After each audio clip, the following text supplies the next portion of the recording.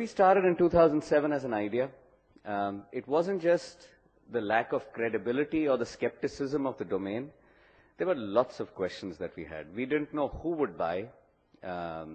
We didn't know what products to sell. We didn't know whether to go the infomercial route or launch a channel.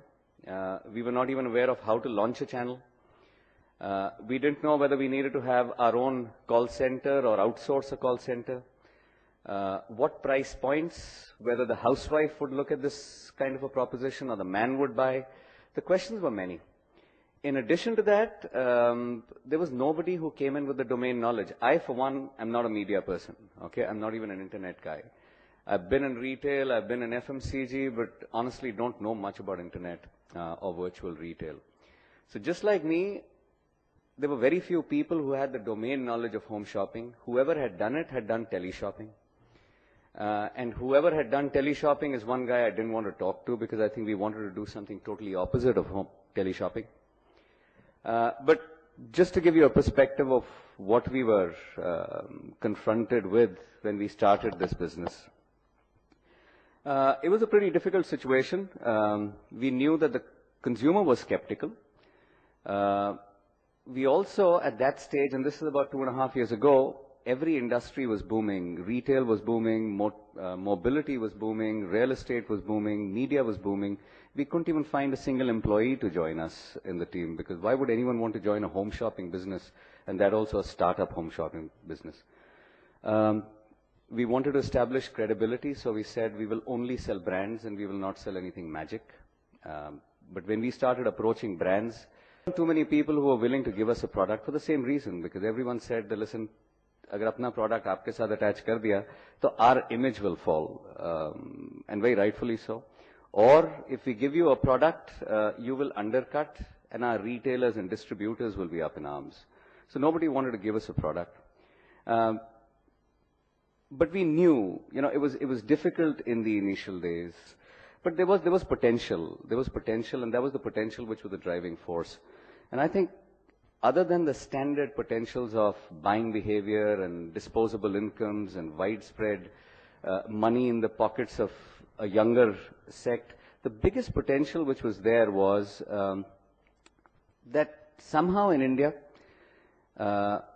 distribution has thrown up a lot of opportunities. Is one of the reasons why we thought of getting into it. Not only that, the classical distribution is for the manufacturer to give a product to a wholesaler, wholesaler to a distributor, distributor to a retailer, and then finally reaches the consumer. Now, each one of these intermediaries charges a serious margin, and that margin adds up to the final price that the customer buys a product. The model that we wanted to build was a direct-to-home model.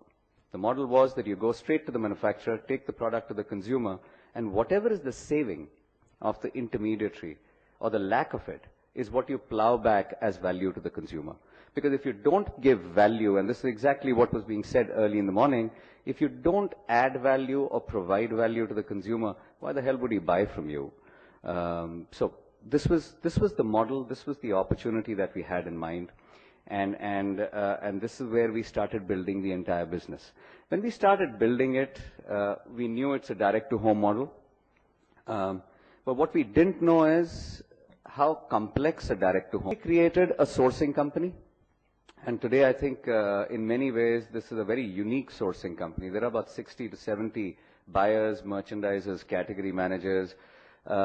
It's unique because I think we are not category specific. From computers to books to electronics to bed and bath to home and kitchen to apparel to lifestyle to jewelry. I think the entire spectrum of the categories today exist in the buying operation that we've created. And the unique thing about this buying operation, we actually don't buy a single product. The buyers and the merchandisers, their job is to identify relationships with brands and vendors, identify a single product which can be demonstrated, and then figure out a value that the consumer would appreciate. In addition, we've got a television company. It's a 24-hour television company. It's the first of its kind. It's very unique. When I joined a television company with about 200 people, the first of its kind. The third leg is a BPO of our own. The logistics and fulfillment company that we've created, and I'll give you some details of how we've gone about building this. So there are 4 separate businesses that have been created, and in addition to that, there's an IT backend which weaves this entire thing together to give us real-time information on geographies, products, vendors, transactions, couriers, returns, pricing. Today we deliver products. In the last 20 months, we've been regularly delivering products in about 2,800 cities across the country. How are we unique? We are unique because we deliver the products right up to a customer's doorstep. We're the first ones in the country who've brought in cash on delivery. We are the only ones in the country who insisted and have built and invested behind cash on delivery. Again, for a simple reason. If trust has to be built, if credibility has to be established, and we know that the customer is skeptical, buying without touch and feel, how can you expect him to pay you in advance, either through plastic or through a check? So we said, when you get the product in your hand, then make the payment. Infrastructure is critical. Staying invested and taking a harder route, I think, is even more critical. Cash on delivery wasn't easy, but I think we are sticking to it. Today, 70% of our business is coming from cash on delivery. But in many ways, these are some of the new things that we've done in terms of an honest 15-day money-back guarantee, which we are today looking at extending to not just 15 days, but 2 months. Cash on delivery, like I mentioned, a complete 100% free home delivery, no matter where you are in the country, and still be in a position to offer value to the customer.